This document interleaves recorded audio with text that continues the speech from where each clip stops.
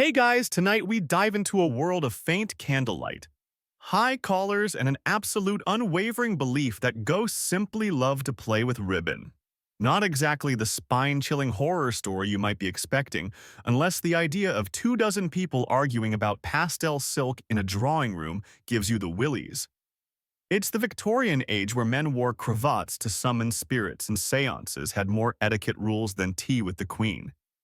You'll stroll through creaky parlors and hear floorboards groan, though half the time it's just the butler trying not to sneeze. So before you get comfortable, take a moment to like the video and subscribe, but only if you genuinely enjoy what I do here. Drop a comment with your location and the local time, especially if you're somewhere haunted, or if your socks just moved for no reason. Now, dim the lights, maybe turn on a fan for that soft background hum, and let's ease into tonight's journey together. You walk slowly into a parlor lined with portraits that all seem to be watching you. Not in a horror movie way, more like distant ants silently judging your posture. The room smells faintly of rosewater fireplace soot, and something you can only describe as parchment anxiety. A fire pops softly behind the grate. The gaslight flickers. This is where it begins. London, mid-1800s.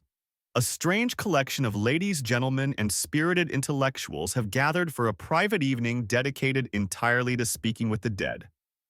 But not in a dramatic banshee wailing through the wallway. No, this is orderly. Civil.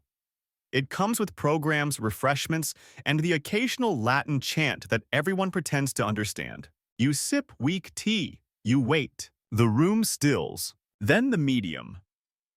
A woman named Mrs. Humplebridge wearing lace that probably has its own haunting leans forward, eyes wide. There's a presence, she says dramatically, which is ghost hunting code for showtime. Someone takes out a velvet pouch, inside ribbons. Dozens of them. Pale blue, soft yellow, green, mauve, all neatly wound. They are laid on the table beside an antique clock which ticks louder with every passing second. These, declares Mr. Tibbs, the group's founder and one-time failed barrister, are our markers. Should a spirit choose to reveal itself, it will interact with one or more of these designated locations. The ribbon shall record its intent. You glance around. No one looks confused, just focused. One woman's already got her notebook open. Another is sketching a floor plan of the room and writing lavender cool draft in the corner. You're not in a seance. You're in a system. Victorian ghost hunters weren't just seekers of spooky thrills.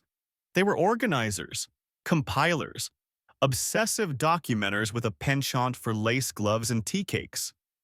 And when they began recording ghost activity, they wanted structure. That's where the ribbons came in. Each ribbon, you learn, corresponds to a location in the room and a potential emotional resonance. Yellow for mischief, blue for sadness, green for restlessness, red for anger. Though red gets used sparingly as it's also the color of jam, and one disastrous incident involving scones and spectral wind left a mark literally. You watch as the group ties ribbons to a fireplace poker, a grandfather clock, the window latch, even the foot of a wingback chair. Then they wait, and someone sneezes, which sets off Miss Humplebridge's trance again. The spirit dislikes interruptions, she whispers. Mr. Tibbs takes a long theatrical breath and adjusts his ribbon ledger. There are actual ledgers, hand-bound volumes tracking every session's ribbon placements and the spectral responses recorded. Did the green ribbon flutter? Did the yellow one fall? Did the red snap in half again because of tension in the ether? Historians still argue whether this system of ribbon placement had any basis in consistent results. Some claim it was a form of early pattern mapping, a primitive version of scientific observation. Others insist it was more like adult pretend time, covered in rose perfume, and just enough starch to make it seem legitimate. You lean closer to a ribbon dangling from the doorknob. It's not moving, but you swear it looks slightly twisted from when you arrived. Mrs. Humplebridge gasps. Mr. Tibbs scribbles furiously. Someone offers you a biscuit. This is surprisingly how many of these evenings went. A group of respectable people gathered not for adrenaline or ghostly jump scares, but to observe minor changes in air pressure ribbon placement and candle shadows, like watching a teapot and hoping it cries. But this parlor is only the beginning. The obsession with labeling ghost activity would spread from here, branching into entire societies, journals, and public debates about whether mint-colored ribbon properly conveyed disappointed uncle energy. And through it all, the ribbons remained, dangling softly in firelight, waiting for something or someone to move them. The next evening, you return to the same parlor, but it feels different now, like the room has been waiting for you, or for something. The chairs have been rearranged in a more suspicious configuration, and Mrs. Humplebridge has swapped her usual lace shawl for one in pale gray, claiming it conducts less psychic heat. You're not sure what that means. No one is. Tonight, the focus is the library. You follow the others into the adjacent room where books slouch on dusty shelves and a globe leans sideways like it's given up on geography. The air smells of parchment and pipe tobacco, and whatever emotion lives in old carpeting. Here, the ribbons take on new purpose. Instead of just marking objects, they're now placed strategically tied to drawer handles, candle sconces, and the spines of books reportedly favored by ghosts. There's even one on a taxidermied badger near the fireplace. No one explains that part. The ribbon colors are evolving. Mr. Tibbs announces that he has updated the ribbon coating scheme. Blue is still sadness. Yellow has been subdivided into cheeky and irreverent. Green is now lingering, while dark green suggests lingering with purpose. Lavender has entered the system, representing conflicted affection. You glance at the ribbon on the badger. It's lavender. You quietly take one step back. They tie a ribbon around a cracked teacup left on a windowsill. A story circulates apparently a widow once sipped tea alone here every night, waiting for her husband's ghost. Now, when the ribbon trembles, they say it's her sighing, a sigh that smells faintly of bergamot. Historians still argue whether these interpretations were shaped by actual observed patterns or simply Victorian boredom paired with an exceptional supply of ribbon. Some claim this early emotional coding was a precursor to modern behavioral analysis. Others suggest it was more like decorating for ghosts who may or may not RSVP.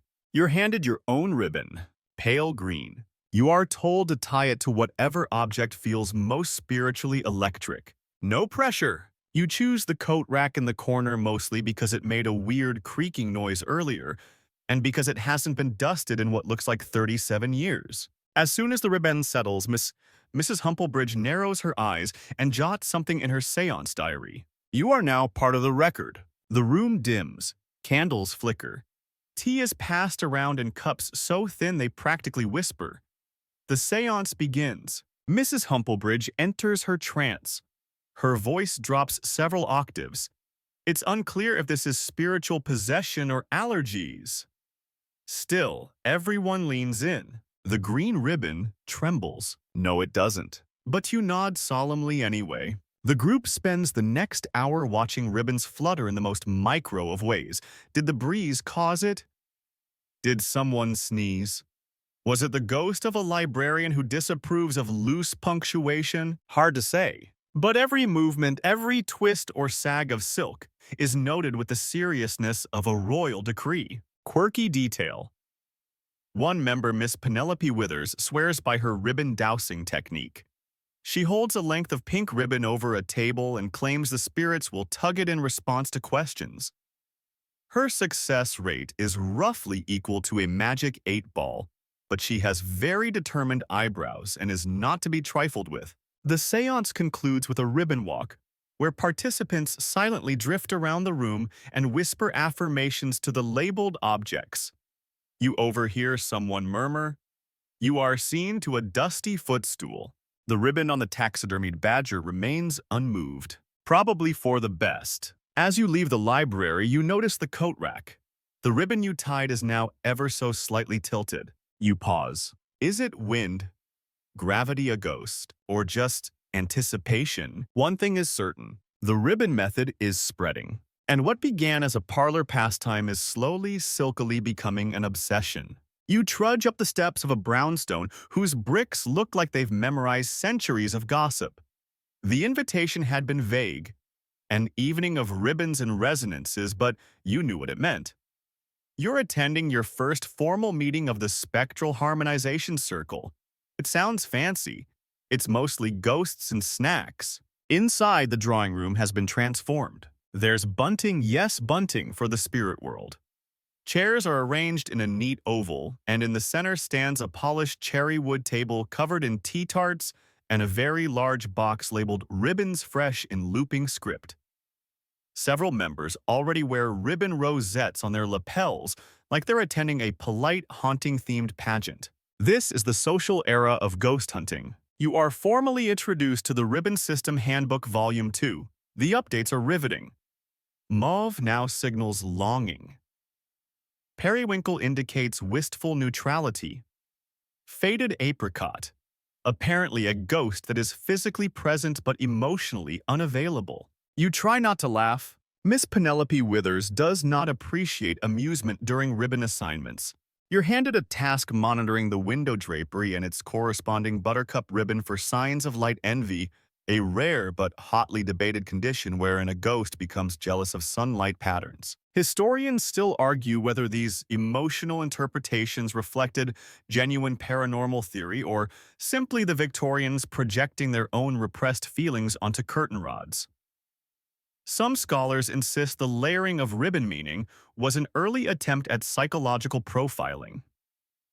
Others say it was just really elaborate mood ring cosplay. Meanwhile, the evening begins. Tea is poured with solemn flair. Ghost cake is served, which is just sponge cake with powdered sugar in the shape of a skull, but you appreciate the effort. Mr. Tibbs delivers a lecture on ribbon-based spatial harmonization, which you think means tying bows where things feel spooky. During the demonstration, he places 3 ribbons rose, gray, blue, and lemon on a fainting couch and invites participants to observe emotional resonance shifts through intuitive stillness. You're not entirely sure what that means. But you sit, you still, and you swear for a moment the lemon ribbon twitches. Maybe it was your breath. Maybe it was the ghost of someone with strong opinions about upholstery. Either way, it goes in the record. This society doesn't just observe ghosts, it categorizes them. Ribbons aren't thrown around willy-nilly. They are placed with precision. Each location is logged, each movement documented. It's paranormal bureaucracy with a sprinkle of flair. Quirky footnote. One member arrives with a custom-made ribbon monocle. He claims it helps him see auras of minor hauntings. It does nothing, but it looks impressive, and frankly, that's half the game here. As the night progresses, a seance begins not with incantations, but with humming. Low harmonic tones fill the room. It's like a choir of bees who've read a lot of poetry. The ribbons respond, or seem to. A gentle sway here, a slow curl there. Miss Withers declares the lavender ribbon has aligned with the metaphysical burden of the wainscoting. You nod like that makes complete sense. The circle closes this evening by awarding a rosette to Most Observant Ribbon Monitor. It goes to someone who claims they saw a taupe ribbon blush. You politely applaud, though internally you wonder what exactly a blushing ribbon looks like. On your way out, you notice the fireplace mantle is now festooned with 8 ribbons, each one a different color. Each one tagged with tiny handwritten notes like tension, hesitance, mild joy, definitely. Susan. You don't ask who Susan is. The Victorian ghost hunting scene is no longer just private parlors and moody whispers. It's a society, a very well-labeled one, where etiquette flair and spectral theories swirl together like steam off a particularly haunted teacup. And as you step into the foggy London street, you realize something else. You've started thinking in ribbons, too. You stand before an umbrella stand that has seen things. Not war, not politics, but things spindly, shadowy, vaguely wet things that brush past polished wood, pikewood, and leave behind an unsettling chill. It doesn't look dangerous, just carved oak a bit scuffed, perpetually damp. But tonight it wears a ribbon, and not just any ribbon, a red one, scarlet fraying slightly tied in a sharp knot just beneath the curve of a forgotten walking stick, like a warning, like a whisper saying, maybe use the coat hook instead.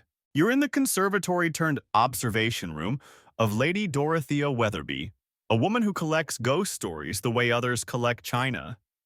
She greets you in mourning black despite no recent deaths and directs you to your assigned station, the umbrella stand.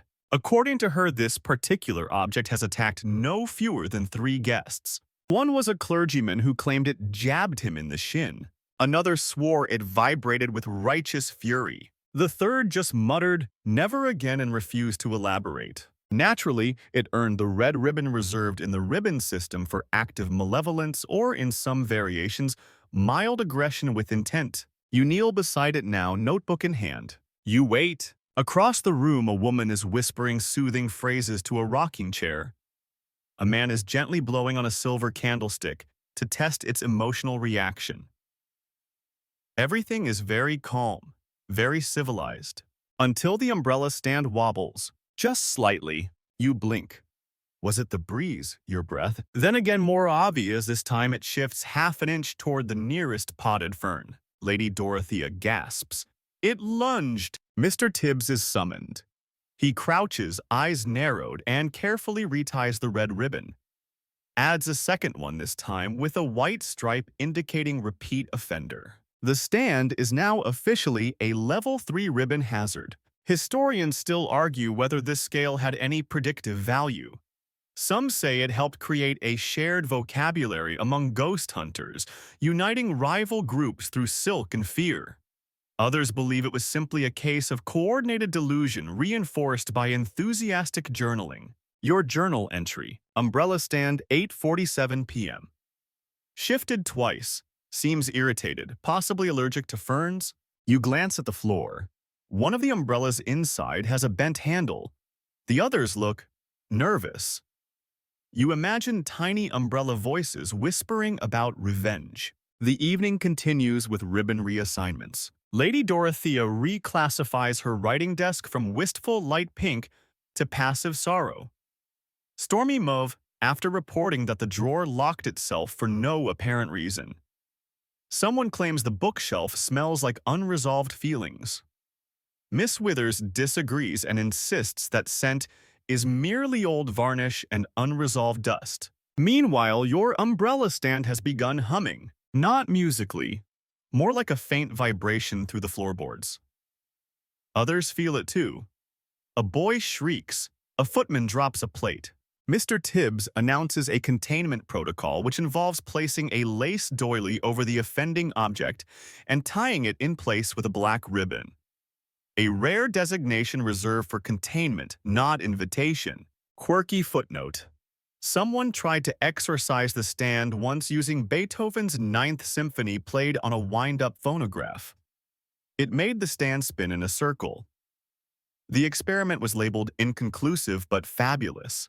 You're told to keep a safe distance now. The stand has a 3-foot grudge radius. You take 2 careful steps back. Miss Withers suggests burning sage.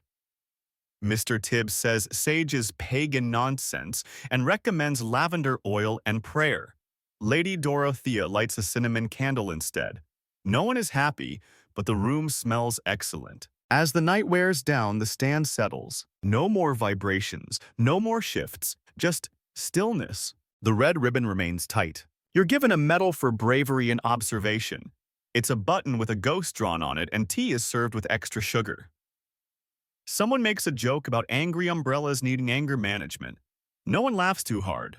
But as you leave, you glance back one last time, and the umbrella stand swear on your bonnet seems to nod. The sky is doing that misty gray thing again, the sort of weather that makes you feel like you're walking through a lukewarm teacup. You button your coat, adjust your hat, and approach the ivy-covered entrance of the Oxford Paranormal Catalogue Society.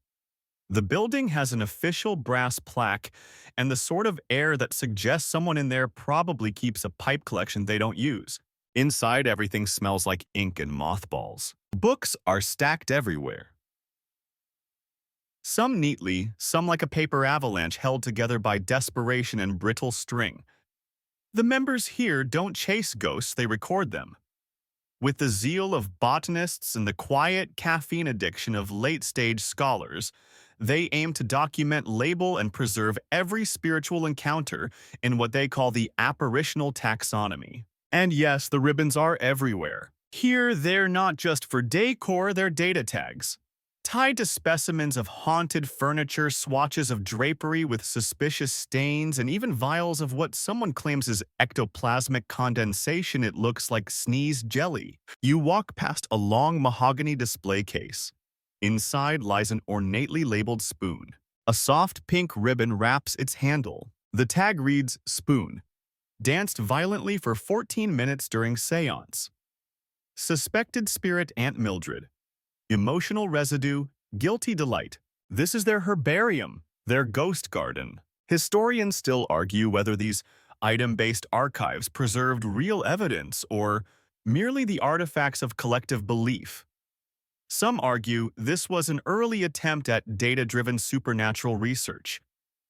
Others suggest it was in essence Victorian scrapbooking for bored intellectuals with access to Lace and Latin dictionaries. Either way, it's wildly organized. The catalog system involves a matrix of ribbon color placement, spirit classification, and encounter tone. A chair that shivers gets a periwinkle tag with a herringbone knot. A mirror that fogs unnaturally might earn navy with a twist loop unless it also rattles, in which case, heaven forbid you must add a secondary chartreuse strip. You're handed a clipboard and a ribbon spool. Today, you'll be assisting in the documentation of the case of the screaming commode. You don't ask questions. The commode in question sits in a side room. It's a squat little cabinet with an air of silent judgment. 3 ribbons already decorate its handle, 2 sage, 1 peach. The team isn't sure if the peach is accurate since it's supposed to indicate emotional betrayal, and one researcher insists it should be upgraded to sudden shame. They consider burgundy for that. There is a lot of murmuring. Someone has drawn a tiny face on the wood. To help the spirit feel seen, they explain, You nod respectfully and quietly suppress a laugh. The testing begins. Incense is waved. Poetry is read aloud. A bell is chimed exactly 7 times. The commode remains unmoved, but the sage ribbon flickers just slightly on the 6th chime. The room holds its breath. The lead archivist writes it down like it's a Nobel Prize discovery. Quirky detail. There's a rumor among the members that one of the interns developed a special spectral ink made from beetroot juice and sad tea that only appears under moonlight. No one has verified this, but a page in the ledger does, under certain conditions, display faint doodles of what appear to be weeping top hats. Your job is to tie a new ribbon to the cabinet gray-blue for hesitant disclosure. The knot has to be precise, left-looped 2-finger bow tassel pointing east. You manage it on the 3rd try. They nod approvingly. By the end of the session, 5 new ribbons have been assigned. 3 notes written in cursive that looks like it was taught by ravens, and one member is gently reprimanded for suggesting that maybe the ghost is just shy. As you leave the society's chambers, you feel a strange mix of pride and confusion. You didn't see a ghost. You didn't hear one either. But you helped classify one. And in this odd ribbon-covered world that counts as progress, you're beginning to suspect no 2 Victorian ghost hunters agree on anything, especially not ribbon colors. You step carefully across the parquet floor of an unusually fragrant sitting room in Cheltenham's site of what's become known quite dramatically as the Great Lavender Dispute of 1871. It started innocently enough. A seance, a mild draft, a mauve ribbon that curled suspiciously at the tip.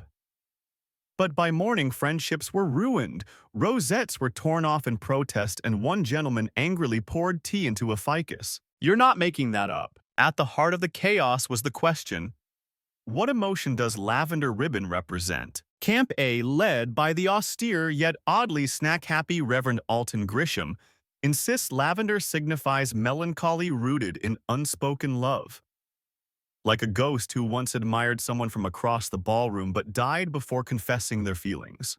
Camp B, headed by Lady Tabitha Greaves.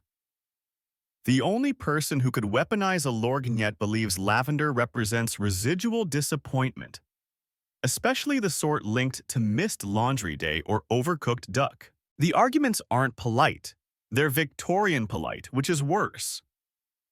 You know the kind passive-aggressive letter writing, ice-cold glances across cucumber sandwiches, and scathing footnotes in society newsletters. Historians still argue whether this feud was genuinely about ghost psychology or just a manifestation of deeper social tensions, gender politics, class disputes, and perhaps a strong dislike of each other's hat choices. Either way, the lavender crisis triggers a ribbon code reform summit. You're seated at a long table with 18 other attendees and a stack of swatches that look suspiciously like a haberdashery exploded. Each color must be reviewed, debated, defined. The stakes extremely medium. A man in a vest proposes lavender be split into two shades: pale lavender for mournful nostalgia and deep lavender for domestic guilt. Someone counters that this is impractical for those with low candlelight budgets. Meanwhile, the ribbon representing exasperated haunting is still hotly debated. Should it be burnt umber or possibly begrudging teal? You begin to suspect everyone here needs a nap. Then someone gasps. The lavender ribbon, the ribbon tied days earlier to a brass bell by Camp A, has fallen to the floor. The bell didn't move. No breeze. Just a neat little ribbon lying there like a mic drop from beyond the veil. Camp B erupts in triumph. Disappointment, they shout. Camp A insists it's the tragic act of a heartbroken ghost. You quietly sip lukewarm tea and consider becoming a ribbon neutral. The debate spills over into the Occult Review Weekly, which features a side-by-side breakdown of ribbon color theory along with woodcut illustrations of ghosts labeled mopey versus peeved. One article uses the phrase emotional filament oscillation, which sounds impressive but means absolutely nothing. Quirky footnote. Someone tries to scientifically test ribbon guilt associations using trained cats in a cold draft. The results are inconclusive, but the cats appear smug, which is taken as spectral confirmation. Eventually, a compromise is proposed. Lavender will denote soft unrest, allowing it to cover melancholy disappointment and several varieties of ghostly sighing without offending anyone's upholstery. The agreement is toasted with champagne and sponge fingers, but you can tell it won't last. Already you hear whispers that a new society. The Order of the Ribbon Prism has split off and uses 12 separate purples for emotional complexity. One is allegedly called plum fatigue. You exhale. Victorians can categorize anything. T. Ghosts, feelings, the intensity of a phantom's disappointment when someone sits in their favorite chair. And while you haven't seen a single ghost all week, you have seen 57 ribbon variations, 3 tense own negotiations, and what may be the world's first color-coded existential crisis. And in this peculiar world of silky logic that feels oddly haunting, you're threading a ribbon through an embroidery hoop. This is not how you pictured ghost hunting. There's no mist, no chains rattling, no Latin chanting echoing off castle walls. Just you, a circle of fabric, and a stern woman with elbows so sharp they could slice meringue. Welcome to the textile branch of the paranormal pursuit. Here, hauntings aren't chased, they're stitched. You're sitting in the parlor of Miss Elspeth Merriweather, who describes herself as a needle medium. Her theory: spirits hate disorderly threadwork. According to her, dropped stitches disrupt the ether, while a properly formed French knot can ward off a Class B grumbler. You don't know what a Class B grumbler is, but it sounds tired and slightly damp. Elspeth slides you a hoop a length of lavender ribbon, which you now know could mean anything from romantic despair to slightly burnt pudding, and tells you to embroider with emotional alignment. You stare blankly. She sighs and explains, if you stitch while thinking of loss, you draw the lost. If you stitch while eating jam tarts, apparently, you attract the pleasantly plump and deceased. Historians still argue whether these textile seances were sincere experiments in spirit channeling or simply an excuse for the more craft-inclined to participate without sitting in cold parlors for 6 hours. Some call it proto-art therapy. Others say it's just haunted needlepoint. You stab the hoop with careful intent. Around you, Others embroider patterns designed to calm the dead. Swirling spirals close loops containment curls. Elspeth has even crafted an entire antimacassar collection designed to deter unwanted spirits from lingering too long on fainting couches. She sells them in discreet packaging through Ladies' Companion Monthly. You quietly admire the ingenuity. Some stitchers insert protective herbs into the fabric: lavender, rosemary, even garlic. This makes the pillows smell like a haunted meatloaf. But if it works, it works. Quirky detail. One participant claims her cross-stitch sampler once glowed under moonlight and emitted the scent of parsnips. No one can confirm this. She brings it every week anyway and refers to it as Mildred. Meanwhile, Elspeth begins the embroidery seance. She threads a deep navy ribbon symbolizing unspoken things under floorboards into her hoop and begins chanting softly. The room hums with the sound of synchronized stabbing and light gossip. Someone mentions their piano bench trembled last Tuesday. Another swears their soup boiled clockwise without fire. Your stitches are crooked, but you feel something. Not spiritual exactly. More like focus a thread pulling you into quiet. Your heartbeat slows. The tension of the day unravels. You think maybe, just maybe, this isn't for the ghosts at all. It's for the living. People who need ritual, pattern, the comfort of loops and knots in a world that never really explains itself. Someone drops a thimble. The lavender ribbon twitches. No breeze, no jostle. Elspeth stops mid-stitch and nods slowly. The spirit approves, she says. You nod too, more out of politeness than conviction. Still, as you finish your patch 3 clumsy spirals and what looks like a sideways owl, you feel calmer. Not haunted, not blessed. Just slightly more stitched together. By the end of the session, you've tied your finished hoop to a wooden post marked Emotional Tapestry Test Wall. Everyone claps. You receive a peppermint and an encouraging look from a man who hasn't blinked since he sat down. Later, walking home, you catch your reflection in a window. There's a tiny thread stuck to your coat, lavender. And you wonder, did you pick it up from the hoop, or did something leave it there? You've packed your parasol, your biscuit tin, and naturally a basket of color-coded ribbons. Today is not a seance. It's a paranormal picnic. Ghosts apparently enjoy fresh air too. The Society for Open-Air Spiritual Engagement. Yes, that's a real thing. And yes, they have letterhead has invited you to spend a misty afternoon labeling the local shrubbery. It begins with a blanket, a large tartan spread laid on the dewy grass. Surrounding you, primrose bushes, slightly judgy birch trees, and one extremely confident-looking sundial. The Society's president, Sir Bartleby Twistleton Phipps, whose mustache alone deserves its own ribbon, explains that open landscapes reduce architectural interference. Or, as he puts it, fewer walls, fewer misdirected poltergeists. You're handed a spool of ribbons: sunset orange for anticipation, mint for denial, and a curious gingham one for spiritual confusion with light jealousy. You pretend that last one makes sense. Each tree is labeled. You're told to tie ribbons loosely tight. Knots might trap a spirit mid-mood, which apparently happened once to a gooseberry bush in Kent. The results were emotionally inconsistent jam. You find a nice ash tree and tie a sage ribbon to a low branch.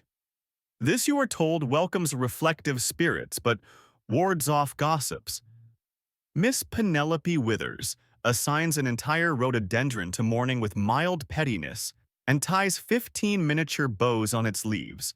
She's very thorough. Someone strings pink ribbons between 2 hedges. It's a passage of reconciliation meant for ghosts who fought during life and now want to make peace by drifting slowly between coordinated pastels.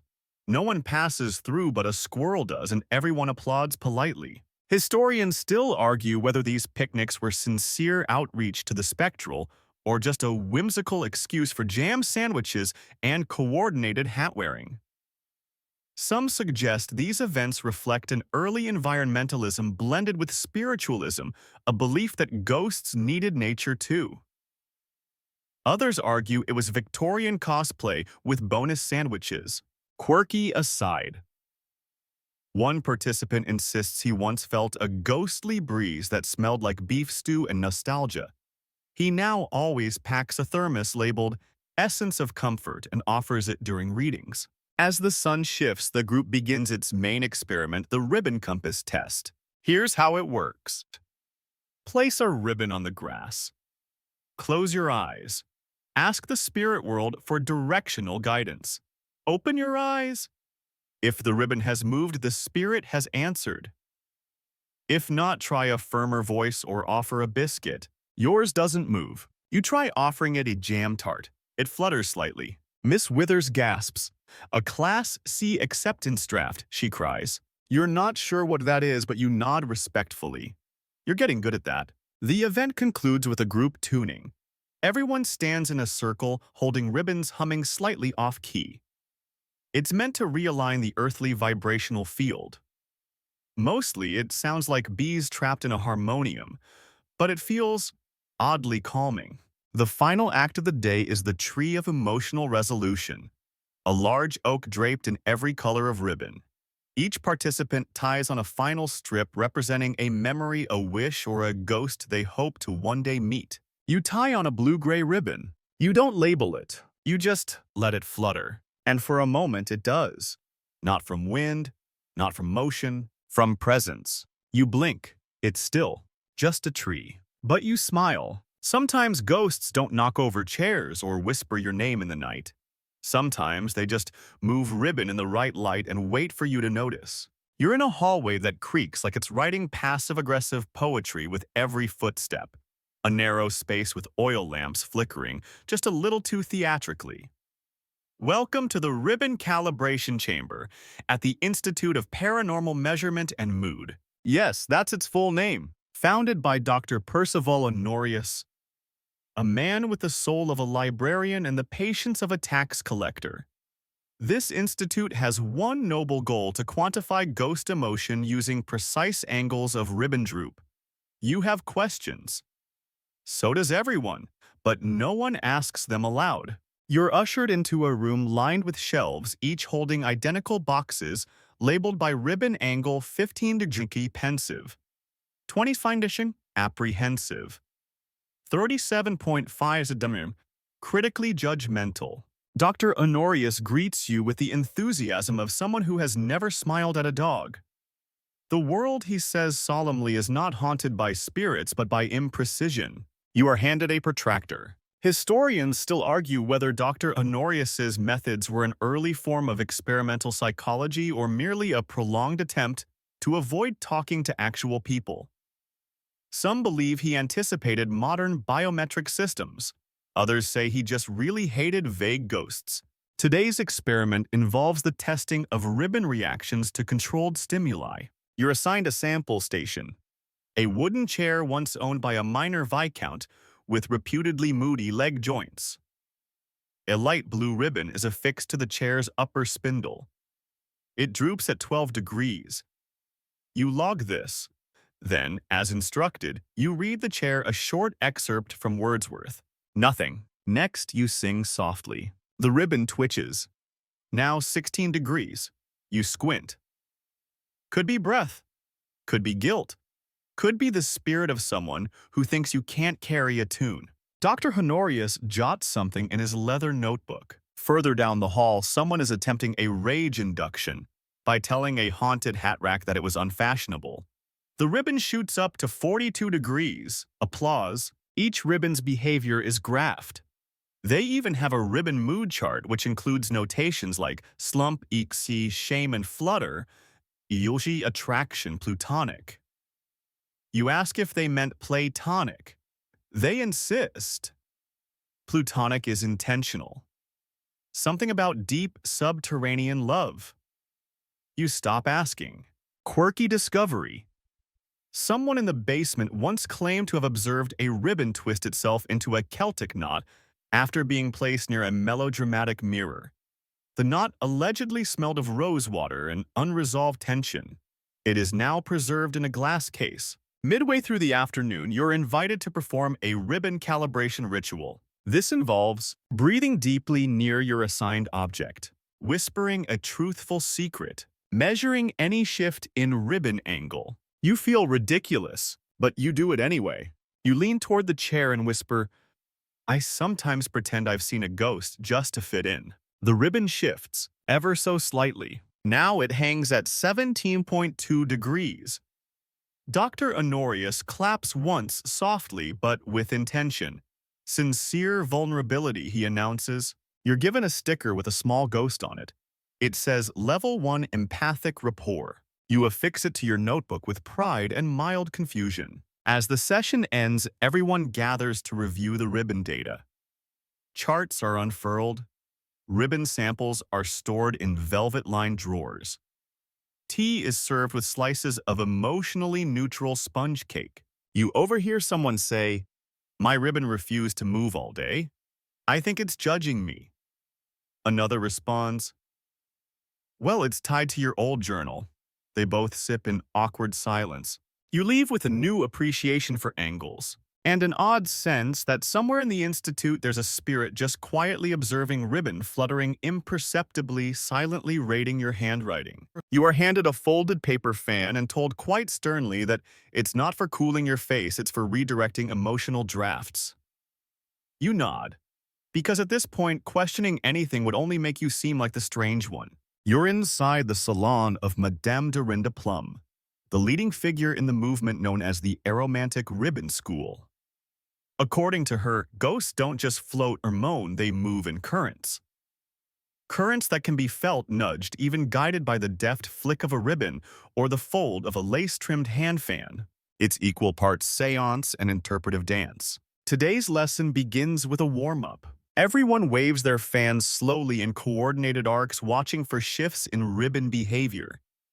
Ribbons are suspended from the ceiling, pinned along moldings and tied to any object that will tolerate it. Fire pokers, fainting couches, and one particularly unimpressed cat. Madame Plum claps her hands. We shall now begin the spiral sweep. This maneuver, she explains, is designed to entice wistful presences into revealing themselves via ribbon motion. You move your fan and spiral slowly, gracefully. It feels more like a dramatic tea party than science, but the ribbons do sway. Historians still argue whether this method was an attempt to dramatize already subtle airflow patterns, or if Madame Plum simply liked being the center of a metaphysical ballet. Some propose it was a proto-theatrical approach to spirit communication, blending performance and ritual. Others whisper she just liked the aesthetic. Your ribbon apple green tied to the arm of a well-worn settee does a lazy dip. Madame Plum gasps. The presence feels appeased, she says. You bow, slightly unsure if you're meant to curtsy. Someone behind you sneezes, causing a navy ribbon to flutter violently.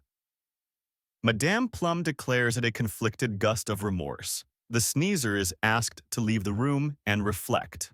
Midway through the session, you're introduced to the ribbon conductor's baton, a slim wand tipped with silken streamers meant to direct multiple emotional threads simultaneously. You are warned not to over-twirl lest you summon turbulent past life regrets. Quirky aside, Madame Plum once conducted a séance entirely in fan gestures. It lasted 47 minutes and was later published as The Wind Spoke to My Elbow, a memoir. You see the pamphlet on a nearby cushion. It has very mixed reviews. Then the lesson shifts. You are assigned a haunting breeze scenario. Yours involves a jealous spirit and an abandoned hatbox.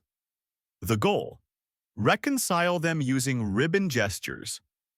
You approach the ribbon-draped hatbox fan in hand. Slowly you begin a coaxing flutter, followed by a forgiveness swoop. The ribbon twirls once, pauses, and sways side to side. Madame Plum applauds softly. Reunion, she breathes. You bow. Someone ties a ribbon to the chandelier and dares the spirit to spin it. It does slowly, ominously clockwise. The entire room leans forward. And then the cat jumps, catches the ribbon, and chaos erupts. Lampshades tilt. A chair topples. Madame Plum declares it an emotional climax and ends the session with lavender-scented mist and a bow. As you collect your things, you're given a parting gift, a sachet of ribbon ends and a small hand fan embroidered with the words, Ghosts drift gently. Walking home, you flick your fan once just to see. A ribbon in your bag lifts, ever so slightly. Or maybe it's the breeze. Either way, you fan again, just in case. Tonight, you're seated in a library that smells like pipe smoke, chalk dust, and mild regret. There's a decanter of sherry on the sideboard, a dozen velvet armchairs in aggressive burgundy, and an air of intellectual tension so thick you could slice it into syllogisms. This is the meeting of the Rationalist Ribbon Club, a group of ghost hunters who wear spectacles not because they need them, but because it makes them feel authoritative. You're here to observe a debate. Do ribbons actually communicate with spirits, or are they merely psychological instruments for manifesting desire through silk and structure? Spoiler, nobody agrees. Dr. Quentin Argyle, head of the club and proud owner of a monocle he never wears correctly, begins with a long statement about the semiotics of flutter. He argues that ribbon movement is entirely perceptual, a subtle trigger of the human brain's need for narrative closure. In simpler terms, we see a ribbon twitch and invent a ghost to make it mean something. Lady Cecily Farnsworth counters by producing a ribbon from her reticule that allegedly unknotted itself when someone mentioned inheritance. She describes the incident with such conviction, you briefly wonder if the ribbon has an estate of its own. You sip your tea quietly. Historians still argue whether these meetings were genuine philosophical salons or just well-catered excuses to dress formally and argue under candlelight. Some believe the rationalists helped bring rigor to an otherwise frilly field. Others believe they mostly just liked using Latin. You are shown a chart. It's titled Empirical Ribbon Events 1860-1875 and features columns like movement rate in inches hour, emotional context jealousy, longing, indigestion, tea-type present, Earl Grey Darjeeling experimental peppermint blend. You marvel at the level of detail. You also notice most high movement incidents occur during thunderstorms or immediately after someone says, "That's odd." Dr. Argyle believes the ribbon phenomenon is best explained through ambient neurosuggestion. Lady Farnsworth believes it's best explained through a ghost named Thomas. They compromise by creating a new ribbon category, ambiguity-induced flutter. It's marked with a striped pattern of charcoal and pale lavender. Naturally, quirky highlight. One member brings a box of skeptical ribbons made of wire-reinforced silk that cannot flutter. He leaves them in haunted locations to prove nothing happens. One of them, however, once caught fire during a particularly emotional game of whist. This is still listed as under review. You're then invited to participate in a live demonstration, the ribbon objectivity test. 3 ribbons are tied in a triangle across the room. You are blindfolded and asked to describe any shifts in energy or temperature. You report a faint tickle on your neck, the smell of plums, and a sudden sense that someone nearby disapproves of your shoe choices. You remove the blindfold. All 3 ribbons are motionless. Lady Farnsworth gasps. A silent visitation. Dr. Argyle adjusts his monocle, unimpressed. Or a subconscious self-projection. You quietly write down, "Could go either way." As the evening winds down, someone attempts to reconcile both views by proposing a new theory. Ribbons may not measure ghosts, but they do measure belief. The more emotion you tie into them, the more likely they are to move not because of spirits, but because of intention. The room goes quiet. Even Dr. Argyle doesn't scoff. You leave out to the library under a sky blooming with soft, confused starlight. A pale ribbon trails from your notebook. You didn't tie it there, but it's knotted just so. You arrive at a small village on the edge of the moors where the fog isn't just weather, it's atmosphere with ambition. Locals call it Whistlecross, and its claim to fame is a haunted gazebo wrapped year-round in ribbons of all colors, shapes, and alarming levels of emotional ambiguity. The gazebo, hexagonal, slightly tilting, and aggressively ornamental, is known simply as the Whispering Bower. Its roof, shingles hum in high wind, and its wooden railings are dotted with tiny carvings, some of which definitely blink when you're not looking. You keep your distance, just in case. It's here that the ribbon pilgrims gather. Unlike other ghost societies, these folks don't catalog or measure, they offer. Each visitor brings a ribbon to tie to the structure, not to mark something haunted, but to gently feed it. That's right. The gazebo is considered a sort of spectral bird feeder, but instead of suet balls or seed, it feeds on unresolved emotion wrapped in silk. You're given a spool and instructed to walk clockwise, think backwards, and knot with honest fingers. This sounds like a folk lyric, but the group takes it seriously. You join the quiet procession. Each person steps forward, touches the gazebo, murmurs something private, grief, guilt, gratitude, and then ties a ribbon somewhere on its frame. The color doesn't matter, not here, only the intention woven into the fibers. Historians still argue whether Whistle Cross was ever truly haunted or if the gazebo simply became a regional therapy device. Some suspect this tradition predates Victorian ghost culture, entirely possibly echoing older pagan rites. Others point out that ribbon sales in the area inexplicably spike every year around the equinox. Your turn comes. You step forward, ribbon in hand, dull gold fraying slightly at the end. You tie it slowly, wrap it twice for good measure, and feel the wood beneath your fingertips pulse. Just once. You tell yourself it's your imagination. Then you hear the wind pass through the slats with a low sigh, not spooky, more like tired. The kind of sound you'd make if someone just let go of something they'd carried for far too long. Quirky tradition. If someone's ribbon falls off within a year, locals say it means your message was received. If two ribbons twist together on the breeze, it means your ghost met someone else's and maybe they're keeping each other company. You glance at a blue ribbon braided around a pink one. Someone has tied them together deliberately, or perhaps not. A small child hands you a card. It reads, "My Nana says ghosts can be lonely too." You smile, you believe it. Later, a villager shows you the ribbon ledger, a worn journal full of dates, names, and emotions recorded by visiting pilgrims.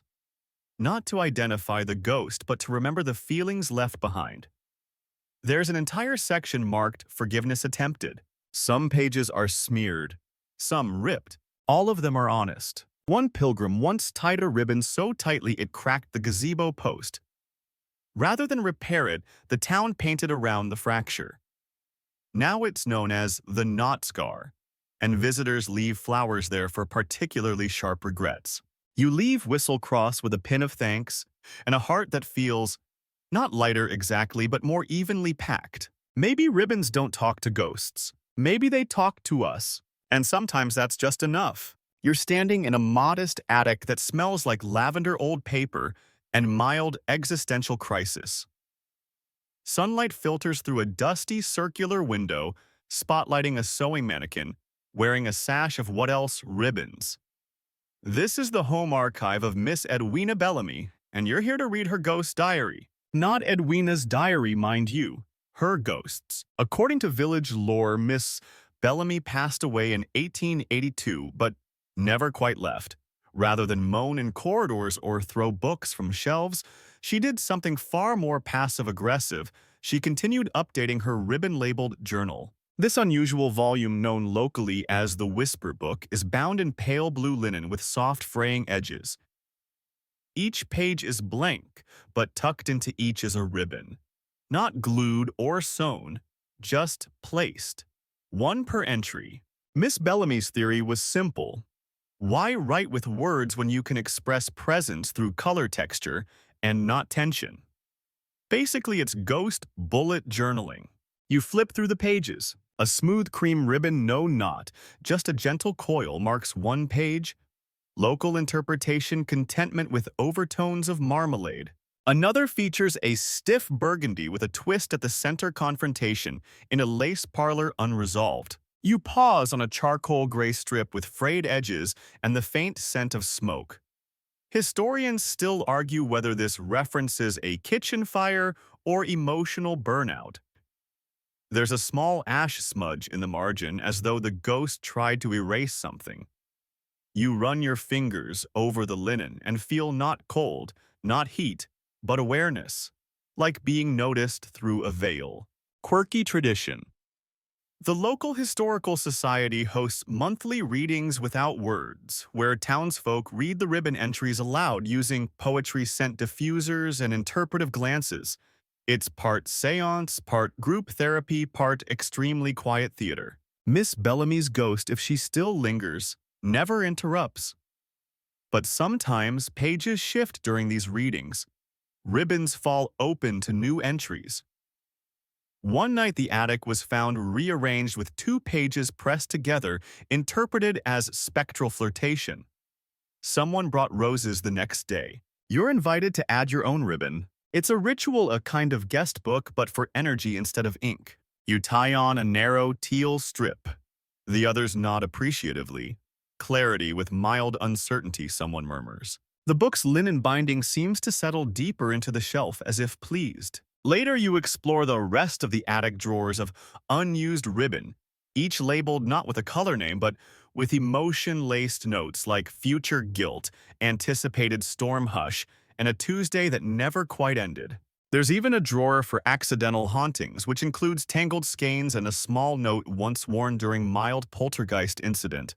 Slightly sarcastic, the entire house seems to exist in a state of gentle mourning and quiet playfulness. You spend hours there, tying, untying, interpreting, remembering. Not a ghost in sight, but the presence everywhere. On your way out, you pass a mirror.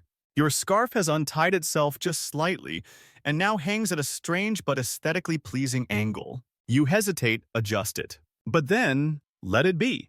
Maybe someone else needed the message more. You're sitting at a table with 6 strangers, each holding a teacup, each with a slightly hunted expression, as if they've all seen something too delicate to shout about. Welcome to the Ribbon Seance Round Table, or as one participant describes it, therapy with extra embroidery. Tonight's meeting is hosted by the enigmatic Mr. Loam, part mystic, part librarian, and full-time wearer of uncomfortably tight velvet waistcoats. He believes in a softer kind of seance. No slamming doors, no table tipping, just conversation via ribbon exchange. Each participant brings a ribbon representing a personal question. The rules are simple. Tie your ribbon to the central ring on the table. Wait. Do not speak. If another ribbon twitches toward yours, you may interpret that as a ghost reply or emotional sympathy from someone else in the room, too awkward to say it out loud. Yours is a dusty rose ribbon. You tie it on. You wait. Nothing happens. Then the woman beside you ties a stormy gray ribbon next to yours. It flutters once. Barely a breeze, yet the moment swells like a silent note just struck on an old piano. Mr. Loam doesn't smile, but he nods. Historians still argue whether these sessions genuinely involved spectral interference or simply allowed participants to externalize emotions they hadn't voiced in years. Some link it to early group therapy structures. Others suggest Mr. Loam just enjoyed giving silence an audience. The table hosts odd artifacts. A brass key labeled "Definitely Not to the Basement," a cracked locket, and an envelope of rose petals that apparently fell from a ceiling once during a seance where nobody cried but everyone felt like they might. Midway through, Mr. Loam introduces the silent cascade, a ritual in which everyone unties their ribbon at once and lets it fall into the center bowl. If one rises, it's believed the spirit world has chosen that query to answer. The bowl sits still. Then one ribbon, pale yellow, frayed on one edge, lifts slightly. A whisper passes around the room. Acceptance. No one admits to tying it. You look around. No one meets your eye. But you feel seen anyway. Quirky moment. Someone once tried to sneak in a shoelace. Mr. Loam simply stared at it until it recoiled. The story has become legend, the lace that flinched. Lace. After the ritual, Mr. Loam opens the cabinet of responses, a drawer of old ribbons kept from sessions where answers seemed clear. Each is rolled with a tag noting the session's date, the question's tone, and any objects that moved unexpectedly. There's even one labeled August 17th, 1873. Too much honesty. Cup cracked. You're offered tea? It's ghost-themed naturally.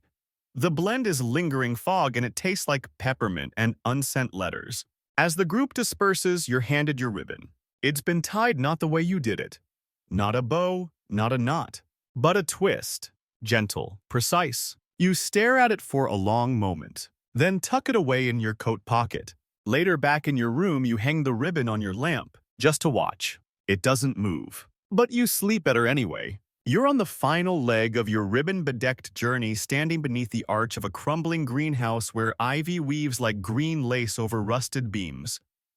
The glass is mostly gone, the floor is soft with moss, and everything is lit by the low flicker of storm lanterns. This is the long-abandoned Haverly Botanical Conservatory, now host to the ribbon closure ceremony. Once a haven for orchids and overambitious roses, the greenhouse is now a sacred place for those who have spent their lives cataloging ghosts and moods via strands of silk. They've come old and young, dressed in the quiet formality of sleepwalkers, to tie their final ribbons and gently let go. Tonight, you're not a spectator, you're a participant. You hold your ribbon in your palm. It's not vibrant anymore, soft gray, barely iridescent, warm from your touch. It has changed as you've changed. Worn edges. Slight fray, a story stitched into stillness. You follow the others toward the center where an old sundial leans in resignation. No one checks the time. That's not the point. Each participant kneels, bows, ties their ribbon to the sundial's gnomon, and steps back. Not a word is spoken. You feel the silence in your bones. It's not empty, it's full. Of stories, memories, feelings never quite finished. The air hums with something like agreement.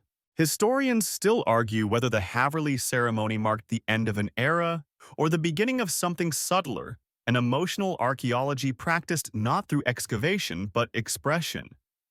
Some say this was the moment ghost hunting shed its theatrics and became something quieter. Others say it was just a group of very tired Victorians finally running out of silk. As you tie your ribbon, something shifts. Not the air, not the light. You realize you've never needed a reply, just a place to place the feeling. Quirky epilogue. An old woman named Mrs. Featherwick once tied a ribbon, whispered, "You were always right about the mushrooms," and vanished into the mist with a satisfied sigh. Her ribbon now hangs in the conservatory's rafters, occasionally vibrating when someone nearby chuckles. Everyone lingers. A man plucks a tune on a lute. Someone offers biscuits wrapped in linen. You sip something warm from a chipped mug and feel not haunted, not healed, but held. One by one, the lanterns go out. The sundial stands still, wrapped in soft hues. A final ribbon flutters. You leave the conservatory without a ribbon in your pocket for the first time in days. But somehow you feel more whole. The road ahead is darker now, but not empty, not anymore. And now, the ribbons are tied. The ghosts gently noticed, and the world has grown very, very quiet. You can still hear the soft brushing of silk if you listen carefully, like the hush of leaves in a breeze that doesn't quite touch the ground. A ribbon on a doorknob. A memory tied to a bedpost. A flicker in the mirror that doesn't need explanation. The figures from earlier, Madame Plum with her fans, Dr. Honorius with his angles, Lady Farnsworth with her quiet defiance, all fade gently into the still air. They don't vanish. They simply drift off like ideas at the edge of dreaming. The kind you don't need to hold on to because they've already done their job. Somewhere a journal closes without a sound. Somewhere else a ribbon finally unties itself and rests flat, no longer needing to flutter. Your body sinks a little deeper now. Pillows more forgiving, shoulders loosening. The room feels softer than you remember. The darkness no longer looms, it welcomes. A gentle cloak pulled over the day. If your thoughts wander, let them. If your breath slows, let it. You've traveled far across time and silk and the absurdly detailed world of Victorian ghost ribbon culture. And in doing so, you've made room for rest, for stillness, for unspoken things to simply be. The night holds you now like a ribbon tied without knots. Loose, quiet, enough.